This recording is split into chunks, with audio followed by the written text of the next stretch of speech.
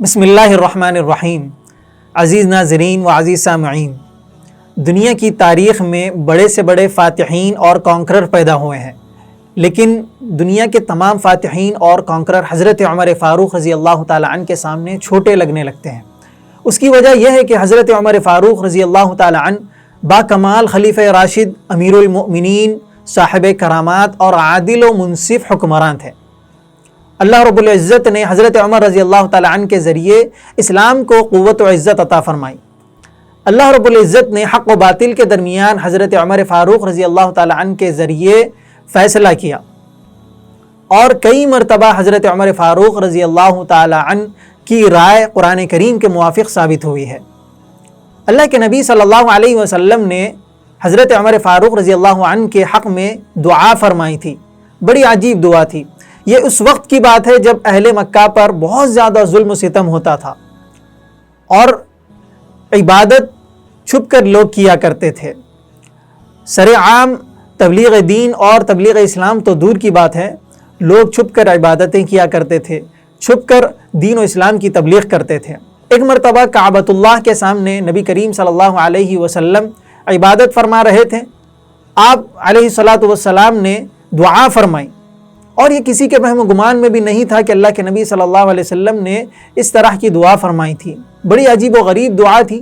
اگر ہو سکتا تو نبی کریم صلی اللہ علیہ وسلم یہ بھی دعا فرما سکتے تھے کہ اہل مکہ پر جو ظلم و ستم ہو رہا ہے اللہ تعالیٰ اسے ختم فرمائے، یا پھر تمام اہل مکہ کو اللہ رب العزت اسلام کی دولت سے مالا مال فرمائے، یا پھر تمام دنیا میں اسلام کا بول بالا فرمائے۔ لیکن اللہ رب العزت کے سامنے اللہ کے نبی صلی اللہ علیہ وسلم نے جو دعا مانگی ہے وہ یہ ہے کہ اے اللہ، عمر ابن ہشام یا پھر عمر ابن الخطاب، ان دونوں میں سے کسی ایک کے ذریعے اسلام کو قوت و عزت عطا فرما۔ اللہ تعالیٰ نے نبی کریم صلی اللہ علیہ وسلم کی دعا کو قبول فرما لیا، یعنی کہ نبی کریم صلی اللہ علیہ وسلم نے اہل مکہ میں سے صرف 2 حضرات کا نام لیا، اللہ پر فیصلہ چھوڑ دیا۔ اللہ تعالیٰ نے حضرت نبی کریم صلی اللہ علیہ وسلم کی دعا کو قبول فرما کر حضرت عمر فاروق رضی اللہ تعالیٰ عنہ کا خطاب کیا، انتخاب کیا ان دونوں میں سے، یعنی عمر ابن ہشام میں سے اور عمر فاروق رضی اللہ تعالیٰ عنہ میں سے۔ عزیز ناظرین، حضرت عمر فاروق رضی اللہ تعالیٰ عنہ کے اسلام لانے کا واقعہ بڑا دلچسپ ہے۔ کچھ اس طریقے سے واقعہ پیش آیا تھا کہ ایک مرتبہ حضرت عمر فاروق راستے سے گزر رہے تھے، ان کے ہاتھ میں کھلی بے نیام تلوار تھی، ننگی تلوار ان کے ہاتھ میں تھی۔ راستے سے وہ گزر رہے تھے، بنو زہرہ سے تعلق رکھنے والے ایک صاحب ان کو دیکھتے ہیں اور حضرت عمر سے پوچھتے ہیں کہ کیا ارادہ ہے عمر، کہاں جا رہے ہو، کہاں کا ارادہ ہے؟ حضرت عمر فرماتے ہیں کہ میں محمد کا کام تمام کرنے جا رہا ہوں، وہ نئے دین کو لا کر اہل مکہ میں جدائیگی ڈال دیے ہیں، اور کیوں نہ میں ان کا کام ہی تمام کیوں نہ کر دوں، یعنی کہ ان کا قصہ میں ختم کیوں نہ کر دوں۔ یہ سن کر وہ بنو زہرہ سے جو تعلق رکھنے والے حضرت تھے، انہوں نے حضرت عمر سے فرمایا کہ اگر تم اس طرح کرو گے تو کیا بنو زہرہ اور بنو ہاشم تم سے بدلہ نہیں لیں گے؟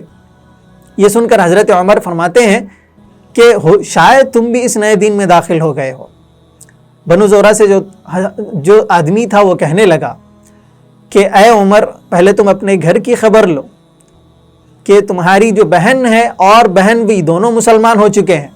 یہ سن کر حضرت عمر فاروق رضی اللہ تعالیٰ عنہ بڑے غضب و جلال میں وہاں سے نکلتے ہیں اور اپنے بہن کے گھر کی طرف نکل پڑتے ہیں، اور وہاں پر جب ہم ان کے بہن کی گھر کی جانب دیکھتے ہیں تو حضرت عمر فاروق کے بہن کے گھر پر، وہاں ان کے مکان پر سیدنا خباب ابن الارت رضی اللہ تعالیٰ عنہ بہن اور بہن وہی دونوں کو قرآن کریم پڑھا رہے تھے۔ غالباً سورہ طٰہٰ وہ سیکھ رہے تھے، ان سے سورہ طٰہٰ کی تلاوت فرما رہے تھے۔ حضرت عمر فاروق جب وہاں پہنچے، باہر سے آواز سنائی دی، دروازے پر دستک ہوئی، فرمایا، اندر سے پوچھا گیا کہ کون ہے؟ تو جواب آتا ہے عمر۔ یہ سن کر حضرت خباب رضی اللہ تعالیٰ عنہ چھپ جاتے ہیں جا کر، اور پھر حضرت عمر آتے ہیں اندر اور بہن بھائی دونوں سے پوچھتے ہیں کہ تم لوگ کیا پڑھ رہے تھے؟ تو وہ دونوں بات کو ٹالتے ہوئے یہ کہتے ہیں کہ ہم دونوں آپس میں بس بات چیت کر رہے تھے، بات کو ٹال دیتے ہیں۔ حضرت عمر فرماتے ہیں میں نے سنا ہے کہ تم نئے دین میں شامل ہو گئے ہو۔ یہ سن کر بہن بھائی ان کے کہتے ہیں کہ اے عمر، وہ دین تمہارے دین سے بہتر ہے جس دین پر تم ہو، تمہارا جو دین ہے وہ سراسر گمراہی کا راستہ ہے۔ یہ سن کر حضرت عمر بہن بھائی کو غصے سے مارتے ہیں، جس کی وجہ سے وہ زمین پر گر جاتے ہیں بہن بھائی۔ ان کو چھڑانے کے لیے ان کی بہن آتی ہے حضرت عمر کی، اور جب بہن آتی ہے تو حضرت عمر فاروق ان کو بھی مارتے ہیں اور تھپڑ رسید کرتے ہیں، جس کی وجہ سے ان کی بہن کے چہرے سے خون نکل آتا ہے۔ یہ دیکھ کر حضرت عمر فاروق ٹھنڈے پڑ جاتے ہیں، ان کا غصہ ٹھنڈا ہوتا ہے، ایک جگہ پر وہ بیٹھ جاتے ہیں، پھر بہن سے پوچھتے ہیں کہ تم لوگ کیا پڑھ رہے تھے، وہ چیز میرے پاس لے آؤ۔ ان کی بہن فرماتی ہے کہ تم اس کلام کے آداب سے ابھی واقف نہیں ہو، پہلے تم وضو کرو، اس کے بعد میں تمہیں وہ چیز دکھاؤں گی۔ اس کے بعد وہ وضو فرماتے ہیں اور سورہ طٰہٰ کی تلاوت فرمانا شروع کرتے ہیں، اور اللہ رب العزت کے کلام کا جو اثر ہوتا ہے وہ حضرت عمر کے دل پر اثر کرنے لگتا ہے، اور وہ اسی میں محو ہو جاتے ہیں، محو و مگن ہو جاتے ہیں قرآن کریم کے پڑھنے میں۔ یہ دیکھ کر حضرت خباب رضی اللہ تعالیٰ عنہ باہر سے نکل آتے ہیں، اندر سے نکل آتے ہیں، باہر نکل کر وہ فرمانے لگتے ہیں کہ اے عمر، کل اللہ کے نبی صلی اللہ علیہ وسلم نے دعا مانگی تھی کہ اے اللہ، عمر ابن ہشام یا پھر عمر فاروق، ان دونوں میں سے کسی ایک کو اسلام کی قوت و عزت کا ذریعہ بنا، اور میں نے اسی وقت دل میں یہ گواہی دی تھی کہ اللہ کے نبی صلی اللہ علیہ وسلم کی دعا عمر ابن خطاب کے حق میں پوری ہوگی۔ اور یہ سن کر حضرت عمر فاروق حضرت خباب سے دریافت کرتے ہیں کہ اللہ کے رسول صلی اللہ علیہ وسلم کہاں پر ہیں، میں ان سے ملاقات کرنا چاہتا ہوں۔ تو حضرت خباب کہتے ہیں کہ اللہ کے نبی صلی اللہ علیہ وسلم صفا کی پہاڑی پر موجود حضرت زید ابن ارقم رضی اللہ عنہ کے مکان پر ہیں۔ حضرت عمر فاروق وہاں سے چل پڑتے ہیں اللہ کے نبی صلی اللہ علیہ وسلم سے ملاقات کرنے کے لیے۔ پھر اس کے بعد حضرت زید ابن ارقم رضی اللہ عنہ کے راستے میں جو صحابہ ہوتے ہیں وہ دیکھتے ہیں کہ حضرت عمر آ رہے ہیں اور ان کے ہاتھ میں کھلی تلوار ہے۔ یہ خبر وہ جا کر اللہ کے نبی صلی اللہ علیہ وسلم کو دیتے ہیں۔ اللہ کے نبی صلی اللہ علیہ وسلم کے ساتھ میں حضرت امیر حمزہ رضی اللہ عنہ موجود ہوتے ہیں۔ وہ کہتے ہیں کہ انہیں آنے دو، اگر حضرت عمر کا ارادہ نیک ہے تو پھر ٹھیک ہے، اور اگر ارادہ نیک نہیں ہے تو پھر میں انہی کی تلوار سے ان کا کام تمام کر دوں گا۔ بہرحال حضرت عمر فاروق مکان کے اندر تشریف لاتے ہیں۔ اللہ کے نبی صلی اللہ علیہ وسلم پر اس وقت نزول وحی کا وقت تھا۔ تھوڑی دیر بعد حضرت نبی کریم صلی اللہ علیہ وسلم حضرت عمر فاروق سے کہتے ہیں کہ اے عمر، اب تمہارا کیا ارادہ ہے؟ تم کس چیز کا انتظار کر رہے ہو؟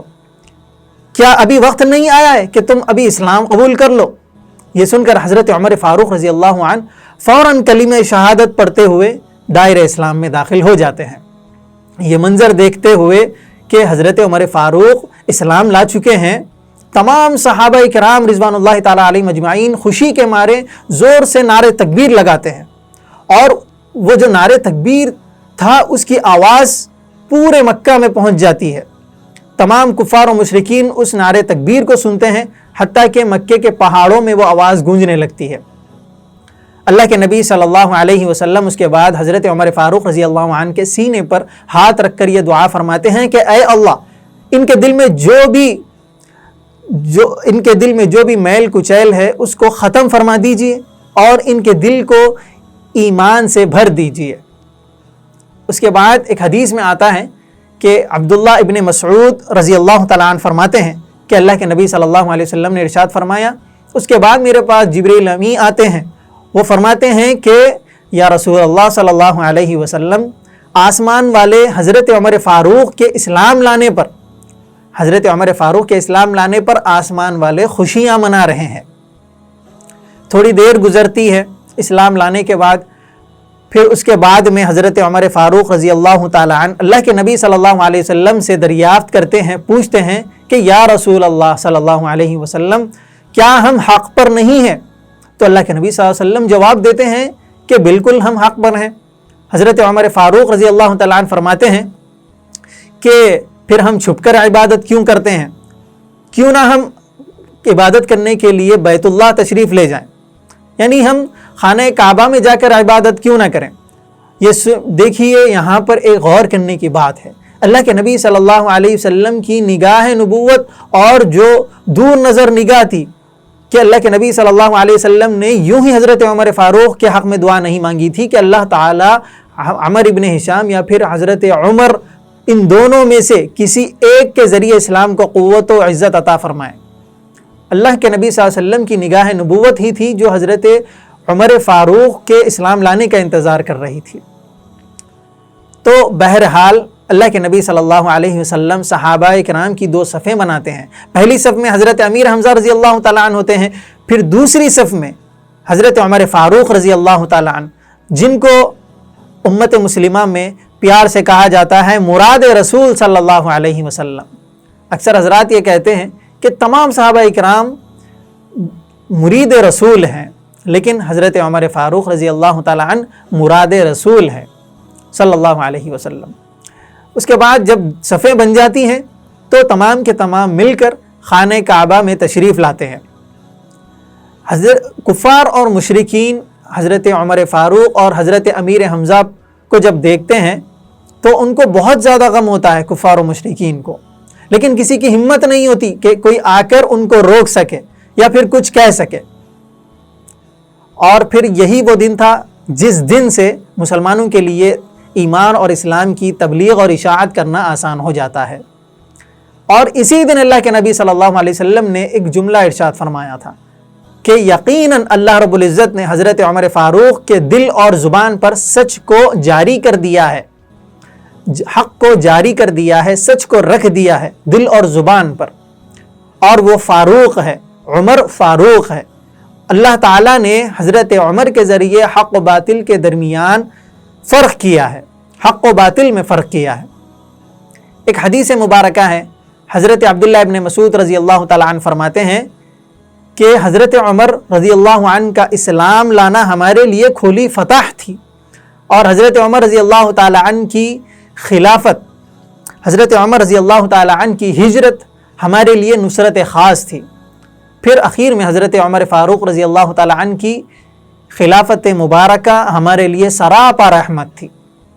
ہم نے وہ دن بھی دیکھے ہیں، راوی فرماتے ہیں ہم نے وہ دن بھی دیکھے ہیں کہ ہم عبادت کرنے کے لیے، نماز پڑھنے کے لیے بیت اللہ کے قریب بھی نہیں جا سکتے تھے، لیکن جب حضرت عمر فاروق رضی اللہ تعالیٰ عنہ نے اسلام لایا اور کفار و مشرکین سے مقابلہ کیا تو پھر ہم نے وہ دن بھی دیکھے ہیں کہ ہم آسانی کے ساتھ میں نماز پڑھنے لگے اور عبادت کرنے لگے، بغیر خطر کے، بغیر خوف کے، کیونکہ حضرت عمر رضی اللہ تعالیٰ عنہ کا وہ مقام تھا کہ حضرت عمر فاروق رضی اللہ تعالیٰ عنہ نے تمام مسلمانوں کے لیے عبادت کرنے کو آسان فرما دیا تھا۔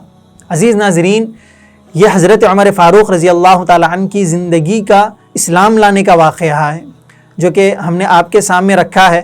آپ اس کو لائک کیجئے، شیئر کیجئے اس ویڈیو کو، ساتھ میں ہمارے چینل زاد مسلم کو سبسکرائب کیجئے، اور حضرت عمر فاروق رضی اللہ تعالیٰ عنہ کی زندگی کو پڑھنے کی کوشش کریں اور دوسروں کو پیغامات پہنچائیں حضرت عمر فاروق رضی اللہ عنہ کے بارے میں، اور ساتھ میں دعا کریں کہ اللہ رب العزت ہم تمام کو مرتے دم تک ایمان و اسلام کی حفاظت کرتے رہنے کی کوشش عطا فرمائے اور اس پر قائم اور ثابت رہنے کی توفیق عطا فرمائے۔ آمین یا رب العالمین۔ السلام علیکم ورحمۃ اللہ۔